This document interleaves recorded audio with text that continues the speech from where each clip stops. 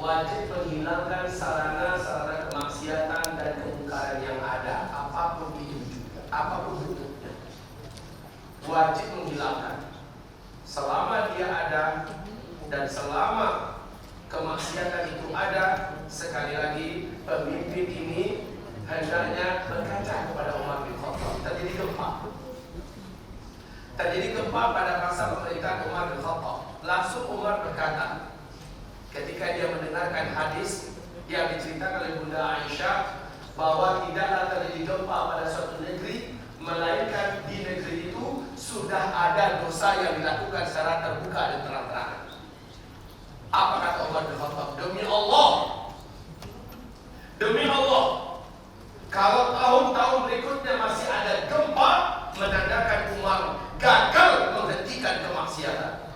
Menghentikan kemaksiatan dalam bentuk terbuka dan terang-terangan, bukan malah difasilitasi maksiat, bukan malah dilokalisir maksiat. Melokalisasi tempat pelacuran khusus, ada beberapa tempat khusus untuk perjudian, ada tempat, bukan ini ibarat Allah yang kami muliakan. Tapi coba lihat Umar berkata, demi Allah, kalau masih terjadi gempa ke depan, Umar mundur dari pemerintahannya. Menandakan Umar telah gagal menghentikan berbagai macam jenis bentuk maksiat. Kaum muslimin yang kami muliakan, isyarat Pak, para sahabat itu yakin musibah yang terjadi menandakan ada dosa dan maksiat yang dibuat secara terbuka dan terang-terangan. Selama dosa dibuat secara tertutup, tidak terbuka, tidak vulgar, maka selama itu Allah masih menahan azab menimpa dan menerap penduduk negeri itu. Tapi kalau azabnya sudah terjadi, kalau musibahnya sudah terjadi, itu pertanda dosa dan maksiat sudah dibuat secara terbuka dan telanjang. Siapa yang bertanggung jawab menghentikan ini? Yang bertanggung jawab untuk tingkat paling utamanya adalah pemimpin. Lah pemimpin yang seperti ini, pemimpin yang begini ini yang harus diangkat, yang mesti dipilih. Begitu kaum muslimin. Ustaz, saya nggak mau ikut pemilihan. Kenapa? Itu kan demokrasi. Lalu kalau demokrasi namanya kenapa? Kafir itu Ustaz. Demokrasi adalah kufur akbar, itu tauhid, itu Ustaz.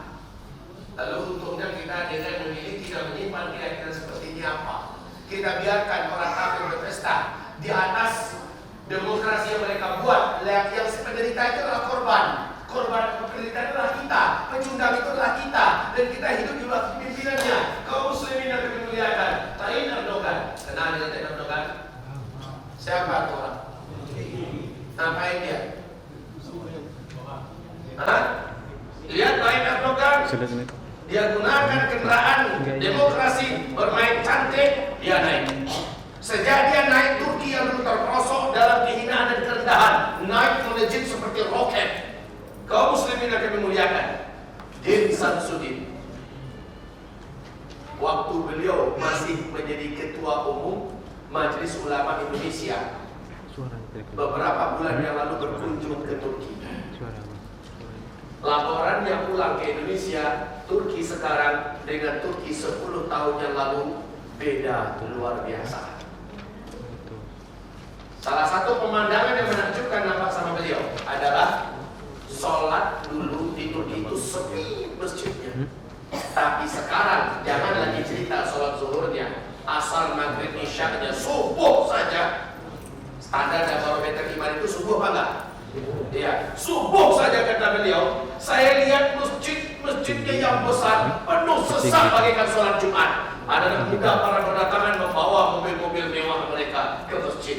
Itu baru subuh. Apalagi nanti asarnya, zuhurnya, asarnya, maghrib, isyaknya. Puluhan ribu anak-anak kecil di bawah umur 10 tahun diarak ke jalan, didamping oleh para guru-gurunya. Di program beberapa tahun yang akan datang mereka menjadi hafiz seluruhnya. Ekonomi Turki menjadi terkuat di Eropa.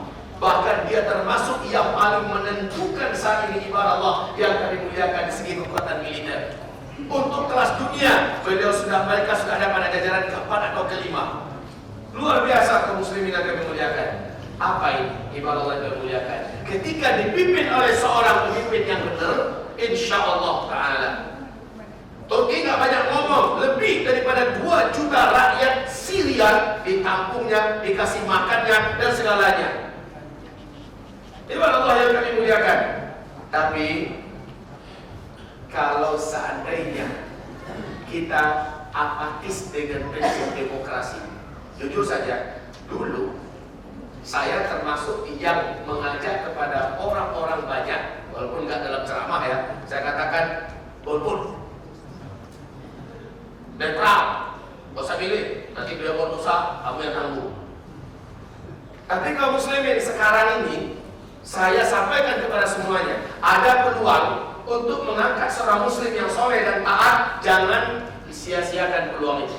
Kalau sempat disia-siakan peluang itu, sempat yang naik kafirin, maka mereka buat makar, buat dosa, buat segala macam kejahatan. Yang ikut bertanggung jawab dan ditanya oleh Allah adalah kita. Kenapa kamu biarkan kamu tidak memilih yang muslim? Kalau kita sudah milih kaum muslimin, ini urusannya sudah lepas. Setidaknya hamba sudah tunjukkan, ya Allah, hamba inginkan seorang pemimpin yang saleh, yang taat, yang muslim. Kalaupun nggak naik, kita sudah lepas dari tanya jawab di hadapan Allah Subhanahu Wa Taala. Nah, kaum muslimin yang kami muliakan, besok ini kalau mau milih, apakah presiden, apakah menteri, apakah gubernur atau kepala daerah lainnya, pastikan yang kita pilih yang solehnya, yang taatnya, yang mempunyai karakter. Yang sebentar kita uraikan. Karakter pemimpin yang seharusnya dipilih itu seperti apa? Ya, yang jelas kerjaan pemimpin kita harus tahu dulu, menghilangkan sarana-sarana kemaksiatan dan kemungkaran, seperti alat-alat musik, tempat-tempat musik, dan segala macam bentuk dunia dugem-dugem yang ada, yang membuat banyak anak muda kita kehilangan akal. Video-video porno, diskotik bar, situs porno, lokalisasi, WTS, perjudian miras, narkoba, dan segala macamnya. Ini kerjaan pemimpin. Jadi kalau dia hendak kita angkat, tekan kontrak dulu Pak. Bapak akan kami usung bersama-sama. Kami yakin Bapak bisa. Kalau Bapak mau tanda tangan ini, kerja Bapak pada ini. Kalau dia mengangguk, saya siap, maka tanda tangan. Jika tidak mau, cari yang lain. Begitu kaum muslimin. Sekarang saatnya kita yang milih, bukan dipilih oleh aku. Tampang poster di mana-mana. Amanah, taat, jujur, dan pergi pribadi. Itu versi siapa? Versi tim sukses. Lah sementara umat ini punya alim ulama, masjid-masjid kita, pondok-pondok pesantren kita, dai-dai kita, mereka punya karakter orang-orang yang sudah ada dalam daftar mereka. Biar mereka yang menentukan. Ketika mereka mengatakan, majelis ulama mengatakan begini, dewan dakwah mengatakan begini, organisasi Islam ini mengatakan begini, maka ada sekian calon. Ulama yang memutuskan ada sekian calon harus ada satu orang, umpama ya, harus satu orang. Yang satu orang ini dukung rame-rame sejauh Jabodetabek. Contoh. Begitu kaum muslimin yang kemuliakan. Kalau masih kalah, kita setidak-tidaknya tunjukkan kepada Rabbul Alamin bahwa kami sudah pilih orang yang ada menurut saya dan kau sesuai karakter orang. Lihat ibadah Allah yang kami muliakan. Pemimpin itu harusnya dukung masalah dakwah, biaya dakwah, bukan malah mencabut dana dari fasilitas dakwah, menghancurkan masjid, membongkar masjid di mana-mana. Bukan itu kerjaannya. Ya, memfasilitasi sekolah. Subhanallah, di Turki sekarang kaum muslimin, sekolah dari SD sampai universitas gratis. Apa nggak pengen kita yang ini? Dulu jadi bangsa yang miskin dalam 10 tahun saja gratis. Ketika Eropa mengalami krisis ekonomi yang sangat mengerikan, Turki malah memberikan beasiswa tambahan, uang saku tambahan kepada para mahasiswanya. Subhanallah, kaum muslimin yang dimuliakan, kita rindu dipimpin oleh pemimpin yang benar. Ya, kita rindu, dan pemimpin macam ini mesti sekali lagi kita milih. Maaf, saya sebenarnya dari dulu alergi bicara politik. Nggak mau bicara politik. Sebenarnya apalagi di mimbar, di podium, dan ini nggak ada pesanan. Cuma sempat saya ini mati sebulan lagi umpamanya. Allah tarik nyawa saya 1 minggu, 2 minggu lagi umpamanya. Apa yang mau saya jawab di hadapan Allah? Zulkifli, kamu punya masa, kamu punya mulut, kamu punya retorika. Kenapa kamu diem? Kenapa kamu tidak membakar umat? Kenapa kamu tidak ngajar? Apa yang mau saya jawab? Sekarang saya ngomong. Sekarang saya bicara. Dan bukan untuk masalah politik-politik. Saya nggak ada urusan. Mau siapa Ibarat Allah yang dimuliakan. Lihat.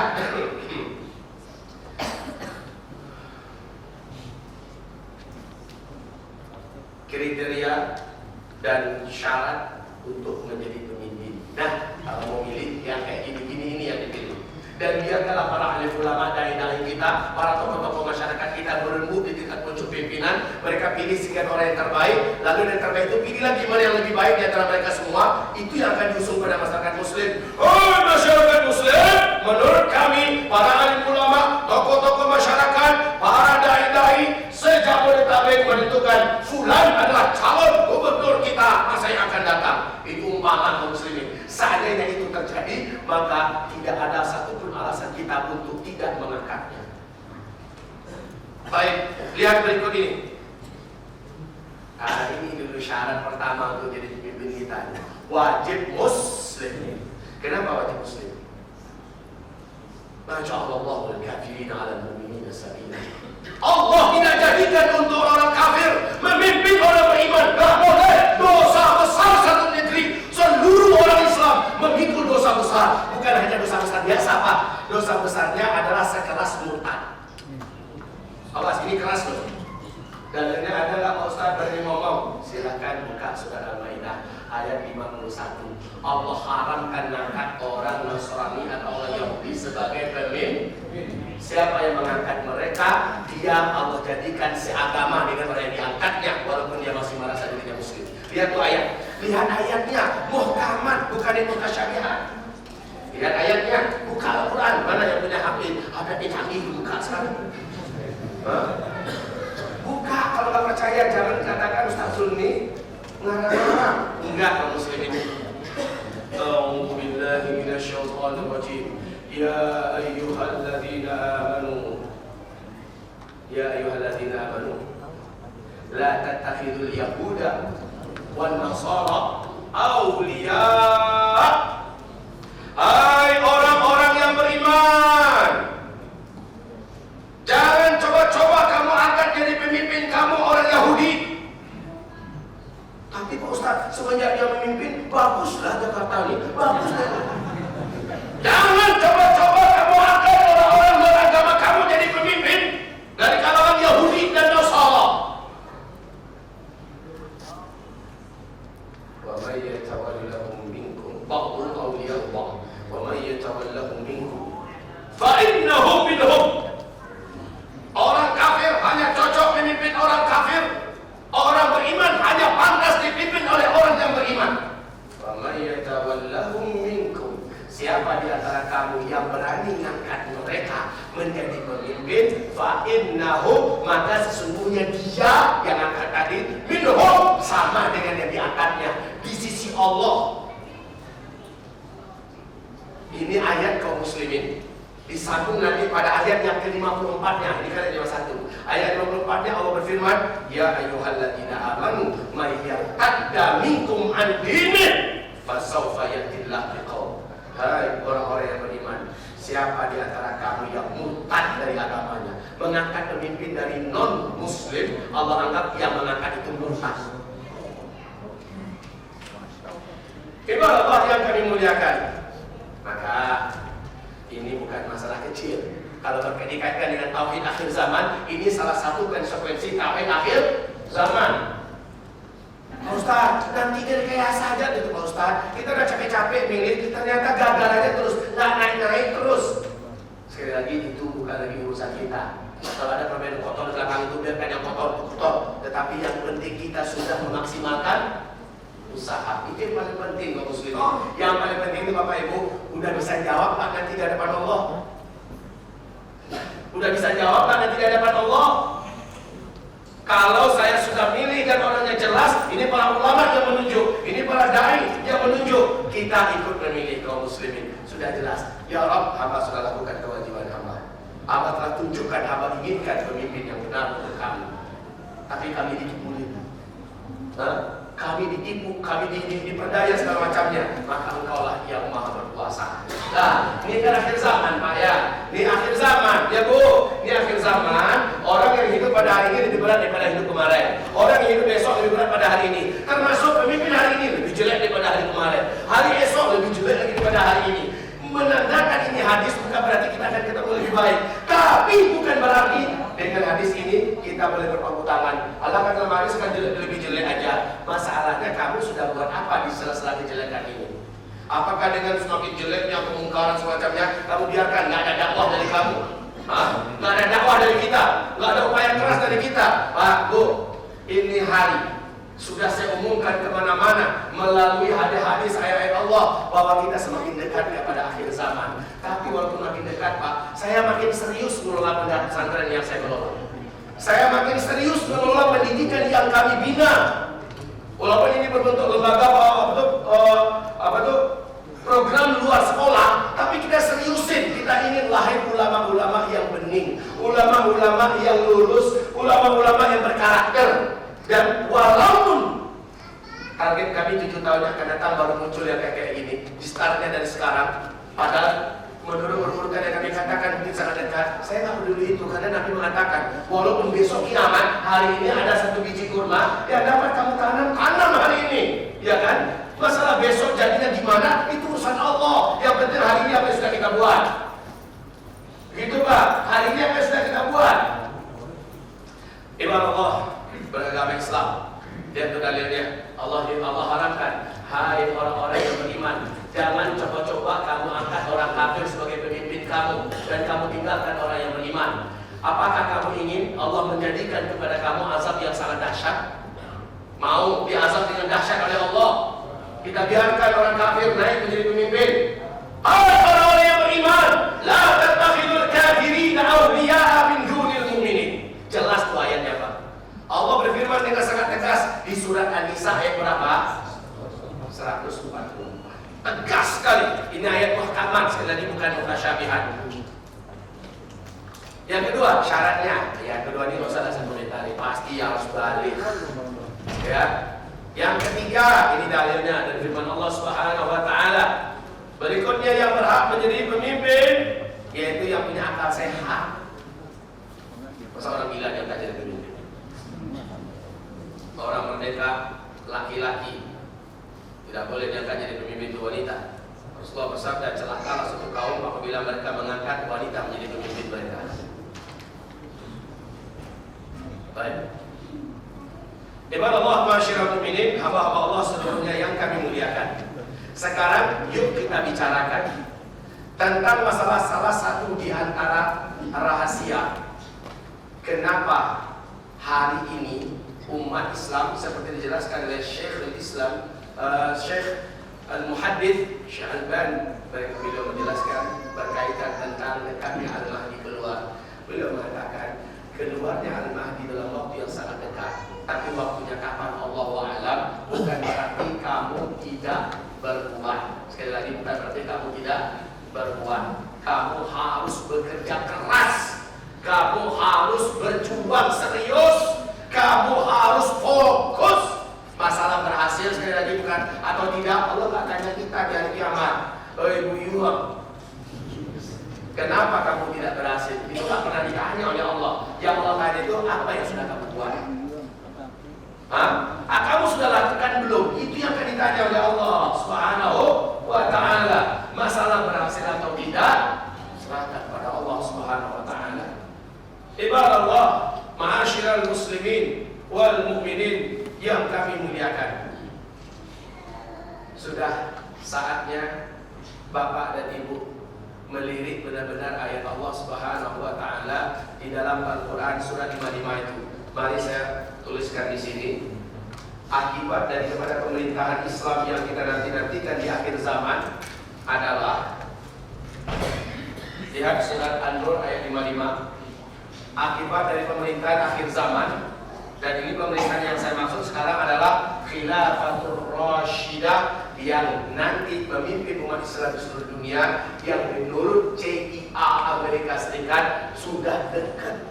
Hanya dalam rentang waktu 5 tahunan yang akan datang. Subhanallah, Masya Allah, jika ini benar, Allahu Akbar. Apa yang Allah janjikan di situ? Yang Allah janjikan di situ, benar ada yang buka-buka? Zaman dulu hebat Pak. Zaman dulu orang kalau ngaji itu bawa Quran. Itu baru ngaji. Bukan sekian-sekian. Coba kalau dibaca, kamu bacakan terjemahnya, baca, dijelaskan. Kalau sekarang kayak hafal aja semua. Persis kayak Imam Tirmizi. Imam Tirmizi itu nggak nyatat, dengerin aja. Si guru bertanya, yang lain pada nyatat, kamu kenapa tidak? Guru, yang saya catat adalah yang saya belum hafal. Alhamdulillah rata-rata yang guru sampaikan saya sudah pada hafal. Jadi dia nggak nyatat. Jadi kayaknya diri Imam Tirmizi kayak udah hafal. Kalau mengaji itu sekali lagi bawa kita buka Al-Quran itu baru ngaji. Berkah loh Pak, tangannya selalu pegang HP ya kemana-mana. Sesekali pegang Quran ya, atau download aplikasi Al-Qurannya ya. Nanti ketika jalan jadi saatnya berfungsi Al-Quran itu. Apa yang Allah janjikan? Yang terjadi ketika kepemimpinan Islam tidak ada, yang terjadi adalah agama pasti akan digoncang, diserang, agama diserang, digoyang. Kebalikannya, ketika kepemimpinan Islam, maka tugas kepemimpinan Islam itu mewujudkan kuat kembali agama ini, terbela dan terlindungi, ya. Kuat agama, terbela dan terlindungi. Ini fungsi pertama dengan tegaknya pemerintahan Islam. Pemerintah Islam yang saya maksud di sini adalah pemimpinnya Muslim yang berpikir untuk umat Islam dan menguatkan agama Islam, dan dijaminkan non-Muslim ketika Islam yang kuat mereka pasti aman. Tapi ketika ada Muslim yang naik, umat Islam pasti digodok-godok. Dan ini fakta sejarahnya beribu-ribu tahun sampai yang terbaru juga seperti itu, Pak. Nah, ini Allah yang kami muliakan. Yang kedua, ini pertama, Pak. Yang kedua, Allah jamin ketika kaum muslimin sudah dipimpin kembali oleh the power of Islam, ya, oleh khilafah Islam, insyaallah taala wala yubadilannahum min ba'di khaufihim amna. Sekarang Jakarta termasuk yang paling rawan dan paling mencekam, paling menakutkan se-Asia, betul tidak? Betul tidak? Jakarta se-Asia ini adalah negeri yang paling menakutkan, paling rawan keamanannya. Apalagi umat yang beragama, asal jenggotan sedikit teroris, celana cingkrang sedikit teroris. Alhamdulillah Kapolri sempat merilis pernyataan resmi beliau ketika ada pertemuan besar-besaran untuk umat Islam dan seluruh kaum muslimin yang ada. Beliau mengatakan, bukan teroris itu adalah orang yang jenggotnya panjang, celananya cingkrang. Bukan teroris itu orang yang hafiz Al-Quran 30 juz, rajin membawa Al-Quran dan memakai jilbab dalam. Itu masih ada tuh Pak, videonya masih ada, rekamannya masih lengkap. Beliau mengatakan yang teroris itu adalah yang punya misi membunuhin orang, membuat kekacauan di mana-mana, anti terhadap negara dan ingin menggulingkan kekuasaan. Nah, kaum muslimin yang kami muliakan, kita kembali pada konsep, yaitu saat pemerintahan dipimpin oleh seorang lelaki muslim yang saleh, yang adil, yang taat, maka yang terjadi berikutnya adalah rasa aman pasti meliputi seluruh rakyat, khususnya orang-orang Islam. Rasa aman meliputi seluruh rakyat. Aman.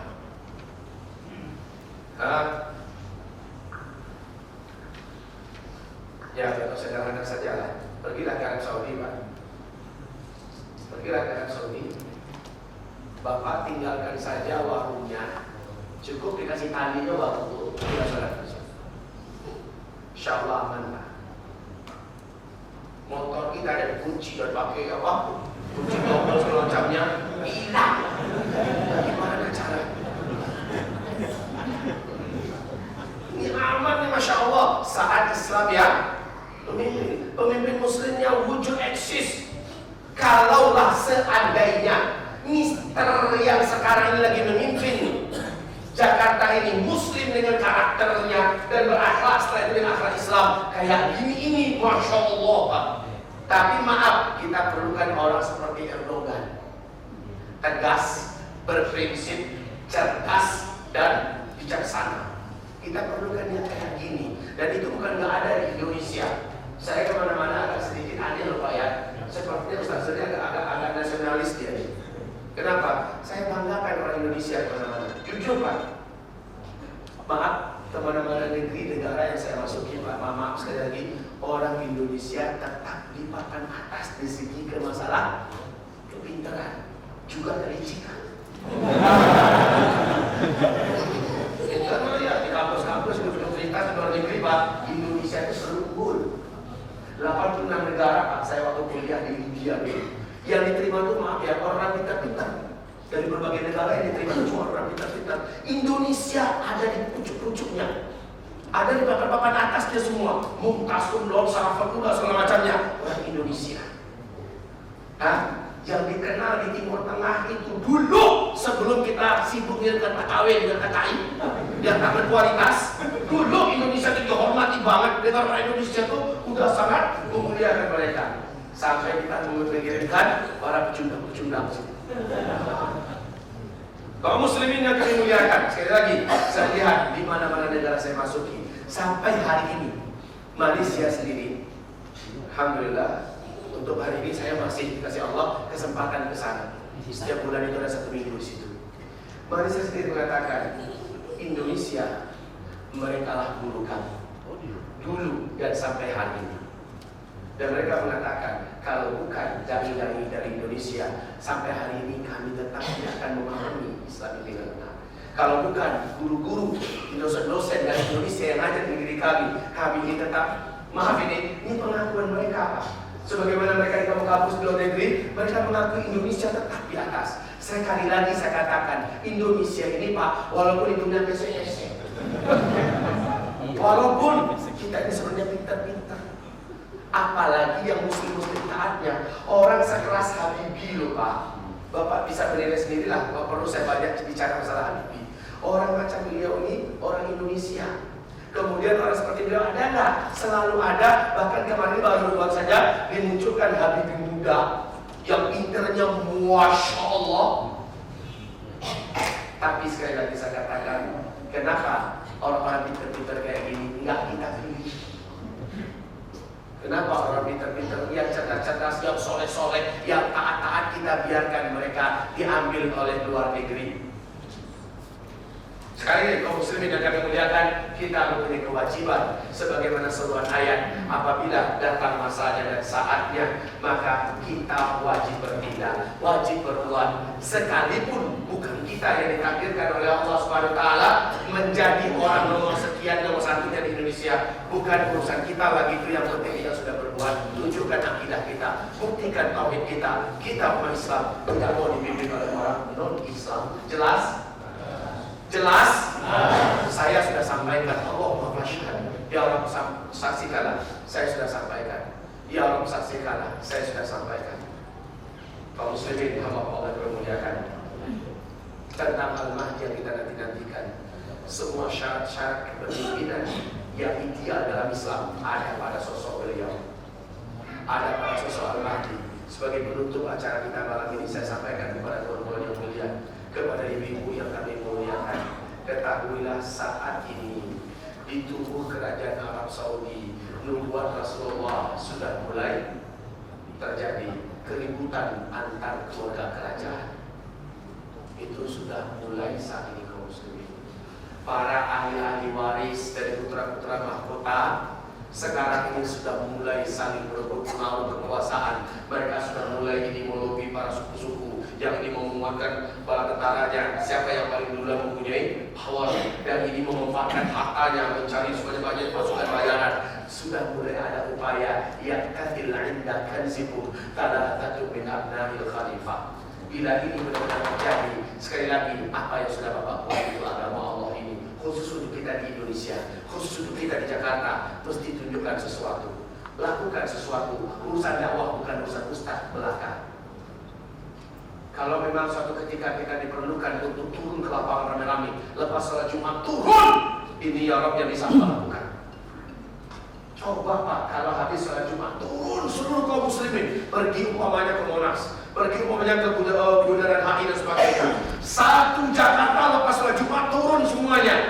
Kita menuntut sesuatu. maka umat Islam akan diperhitungkan kembali. Salah satu di antara sunnah Nabi yang dibawa ini adalah di mana kita jarang melakukan show of force. Ya, nampakkan bahwa kita mempunyai power, kita mempunyai kekuatan, kita punya wibawa, dan kita berhak diperhitungkan, dan kita berhak menentukan siapa yang harusnya menjadi pemimpin. Betul tidak? Jangan diam. Jangan diam. As-sakitu 'anil munkari syaitanun akhras. Diam saat dia mampu berbuat, saat dia bisa bertindak. Diam, syaitan dan akhras, kata Rasulullah. Apa artinya syaitan dan akhras? Setan bisu. Udahlah setan bisu lagi. Emang mau dikasih gelar setan oleh Rasulullah? Yang disebut setan itu adalah orang yang diam ketika dia seharusnya berbuat, ketika dia seharusnya bertindak, ketika dia seharusnya action, dia diam saja. Allah nggak berhasil lah tuh. Masalah berhasil bukan tidak atau tidak sekali lagi bukan urusan kita, tapi apa yang sudah kita lakukan sebagai bentuk kewajiban kita dalam amar bil ma'ruf nahi 'anil munkar. Ibadallah, ma'asyiral muslimin wal muslimat, hamba-hamba Allah yang kami muliakan. Anda juga bisa mengunjungi Facebook kami di facebook.com/amanahinsanmadani atau bisa tonton kami di youtube.com/sahabatyamima dan follow Twitter kami di twitter.com/@sahabat_yamima. Sahabat Yamima, peduli dan memahami.